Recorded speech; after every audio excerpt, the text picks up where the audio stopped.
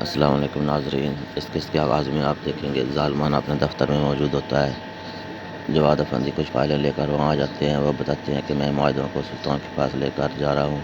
روس اور عثمانیوں کے درمیان یہ معاہدہ طے کیا گیا تھا۔ ظالمان کہتا ہے کہ تمہیں یہاں آتے ہوئے کسی نے دیکھا تو نہیں ہے؟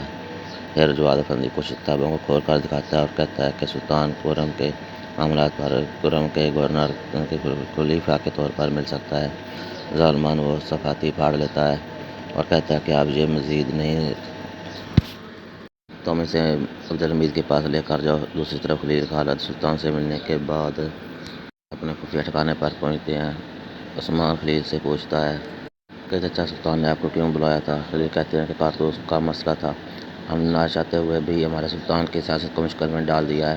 تتار کہتے ہیں کہ اب ہم کیا کرنے جا رہے ہیں؟ اگر یہ ہتھیار بندرگاہ پہ آتے ہیں تو میں بہت مخمود بیٹھتا دیکھتا ہوں۔ عثمان کہتا ہے کہ اب ہم کیا کریں گے؟ خلیل کہتا ہے کہ ہم پائے تخت میں آنے والے تاجروں کی حفاظت کو یقینی بنائیں گے۔ عثمان کہتا ہے کیوں کہ چچا وہ تاجروں کے ساتھ برا سلوک کیوں کریں گے؟ خلیل بتاتا ہے کہ تاجر ایسے لوگوں کے لیے ہدف ہوتے ہیں جو نہیں چاہتے کہ سلے کی نمائش ہو۔ اگر انہیں لگتا ہے کہ یہ جگہ محفوظ نہیں ہے تو نمائش یہاں نہیں ہوگی۔ تتار کہتے ہیں کہ آپ نے بالکل درست کہا چچا۔ خلیل کہتا ہے کہ ہم تاجروں کو ایک ہوٹل میں جمع کریں گے، نمائش کے لیے معلومات دی جائیں گی، اگر وہ نہیں چاہتے تو انتہا رسائی کی منظوری منسوخ کر دی جائے گی۔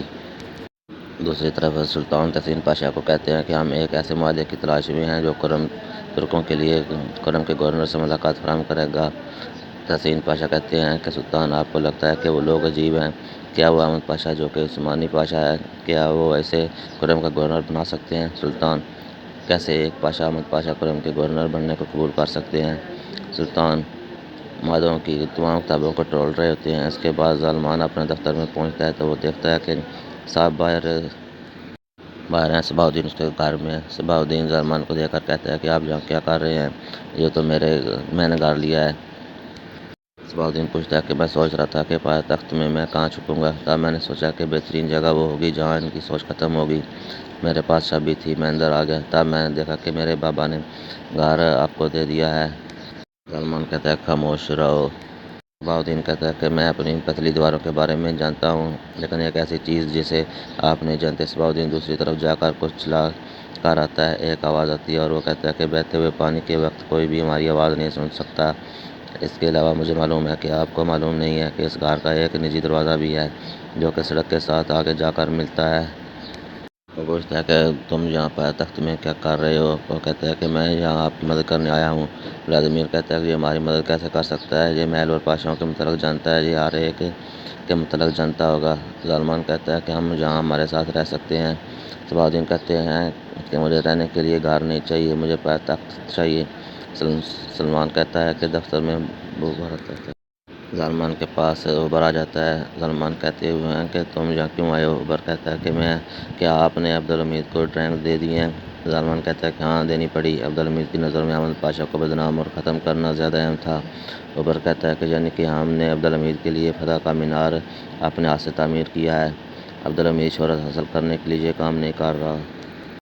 ولادیمیر کہتا ہے کہ جو ریاستیں ان نمائش میں حصہ لے رہی ہیں وہ اس کے سامنے اس بات کا انکشاف کریں کہ کن ہتھیاروں کے لیے ان کی فوج کے کون سے حصے ایسے ہیں جن کو مضبوط بنانے کی ضرورت ہے۔ وہ معلومات اکٹھی کرنا چاہتا ہے۔ عبر کہتا ہے کہ اس لیے وہ عثمانی اس تجارتی نمائش کو کے ذریعے آگے بڑھانا چاہتے ہیں جو کہ وہ اپنے کلرکوں سے حاصل کرے گا۔ وہ معلومات ظالمان کہتا ہے کہ ایسی کیا چیز ہے جس کے بارے میں ہم نہیں جانتے؟ ہم ہر چیز کا نچوڑتے ہیں۔ عبر کہتا ہے کہ اگر آپ جانتے ہیں تو آپ نے ڈرائنگ کیوں دی؟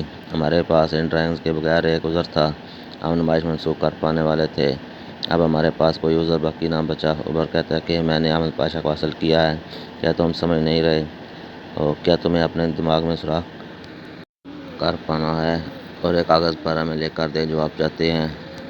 پھر ظالمان کہتا ہے کہ فکر نہ کریں، نمائش نہیں ہوگی۔ دوسری طرف خلیل خالد نے تمام تاجروں کو ایک ہوٹل میں جمع کر رکھا ہوتا ہے۔ ایک تاجر خلیل خالد کو کہتا ہے کہ چلو بھائی، ہم کس چیز کا انتظار کر رہے ہیں؟ اس سے فرق نہیں کہ آپ کیا کہتے ہیں، ہم سب کے پاس کرنے کو اور بھی بہت سے کام ہیں۔ خلیل خالد کہتے ہیں کہ بیٹھ جائیے، اس کے علاوہ آپ جتنے دن پائے تخت میں رہیں گے آپ کی حفاظت ہمارا فرض ہے، ہم سلطنت عثمانیہ کی طرف سے آپ کی حفاظت کو یقینی بنائیں گے۔ تاجر کہتا ہے کہ میرے پاس اپنا محافظ ہے، مجھے آپ کی ضرورت نہیں ہے۔ خلیل کہتا ہے کہ بیٹھ جائیے، کارتوس کا آپ کے پاس بھی اپنا محافظ تھا، وہ بھی اس کی حفاظت نہ کر سکا۔ ہماری اطلاعات کے مطابق آپ صاحب ہدف ہیں۔ اب یہ حکومت کا مسئلہ ہے کہ آپ کی جان و مال املاک سلطانیہ کے تحفظ میں بطور ضمانت رہیں گے۔ تاجر کہتے ہیں کہ ٹھیک ہے، ہم سب معاملے کو سمجھ چکے ہیں، ہم محفوظ ہیں، اب مجھے جانے کے لیے اجازت دیں۔ میری ایک اور جگہ پر بھی میٹنگ ہے۔ خلیل کہتے ہیں کہ میں اس کی اجازت نہیں دوں گا، آپ کی تمام ملاقاتیں اسی ہوٹل میں ہوں گی، کسی ہنگامی صورتحال میں ہم آپ کو لے کر جائیں گے۔ تاجر کہتے ہیں کہ ہم قیدی ہیں یا بیپاری ہیں، کیسا پیمانہ ہے؟ خلیل کہتے ہیں کوئی اور حرکت نہ کرنا، جیسا میں نے کہا ویسا کریں۔ دوسری طرف سلطان دستاویزی فائل کو دیکھ رہے ہوتے ہیں، وہ بہت سے صفحات کو پلٹتے ہیں لیکن انہیں وہ معاہدہ نہیں ملتا۔ تحسین پاشا کہتے ہیں کہ کرم ترکوں کے متعلق کسی بھی دفعات میں ایسی کوئی چیز نہیں ہے۔ سلطان فرماتے ہیں کہ چھوٹا کنار جات میں جہاں کریمیا سے فارغ ہونے والا معاہدہ ہمارے سامنے آ گیا تھا، اگر میری یادداشت مجھے گمراہ نہیں کر رہی تو اس کی تکمیل ہونی چاہیے۔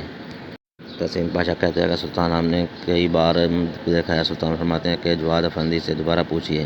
پھر تحسین پاشا جواد افندی کو بلوا لیتے ہیں۔ تحسین جواد سے کہتے ہیں کہ اس کے علاوہ اور کوئی اضافی معاہدہ ہے تو بتائیے۔ جو بات کہتا ہے کہ نہیں، یہی سارے معاہدے ہیں۔ سلطان دستاویزی فائل کو ادھر ادھر کر رہے ہوتے ہیں، تب وہ دیکھتے ہیں کہ تو ایک جگہ سے وہ صفحہ پھاڑا ہوتا ہے اور غائب ہوتا ہے۔ سلطان کہتے ہیں کہ یہاں سے ایک صفحہ غائب ہے۔ تحسین کہتے ہیں یہ کیسے ہو سکتا ہے سلطان فرماتے ہیں تخت نشین ہونے سے قبل جب میں شہزادہ تھا تو میں نے ان معاہدوں کی اچھی طرح سے جان پر کی تھی۔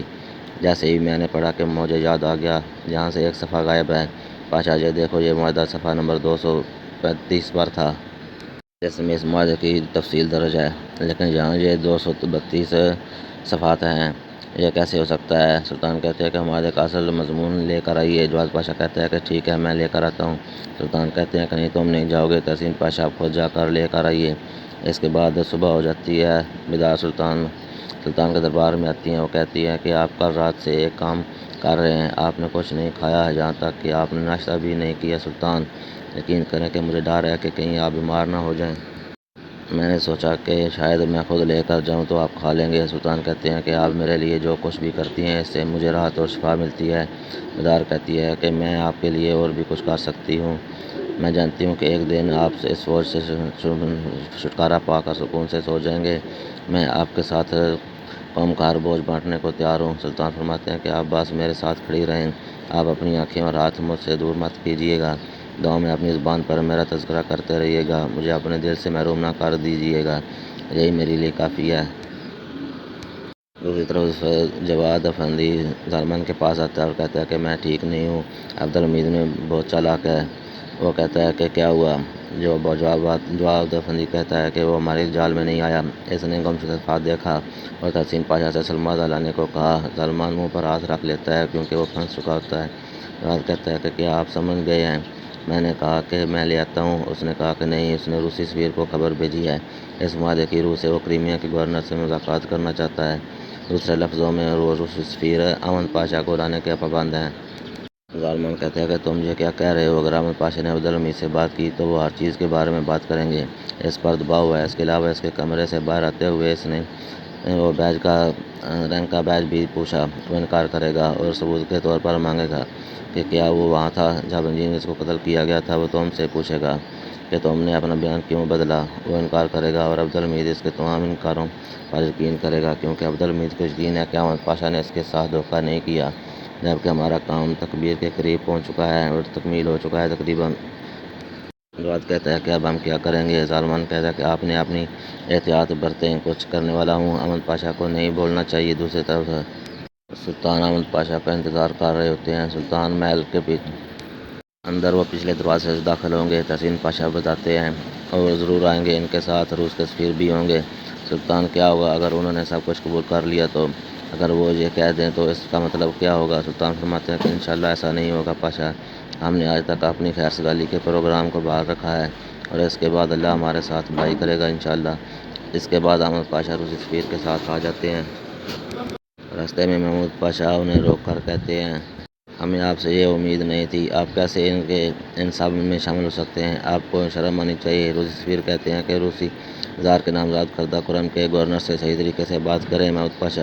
محمود نیچے تھوک دیتے ہیں اور کہتے ہیں کہ یہاں سے گزر کر اندر جائیے۔ جیسے ہی احمد جلال الدین پاشا دربار کی طرف بڑھتے ہیں تو جواد پاشا دیکھ لیتا ہے اور وہ اپنی پستول کو اپنی جیب میں ڈال لیتا ہے۔ پھر وہ خود سے عرض کرتا ہے کہ اگر احمد پاشا بولتا ہے تو تمہیں کیا کرنا ہوگا؟ جواد: اس کے بعد احمد جلال الدین پاشا جیسے ہی دربار کی راہداری میں پہنچتے ہیں تو جواد افندی پستول نکال کر اس کا نشانہ لینے لگتا ہے۔ تب تحسین پاشا پستول کو پکڑ لیتے ہیں اور کہتے ہیں کہ مت کرو بیٹا، یہ بیوقوفی مت کرنا، ہم تم سے بعد میں بات کرتے ہیں۔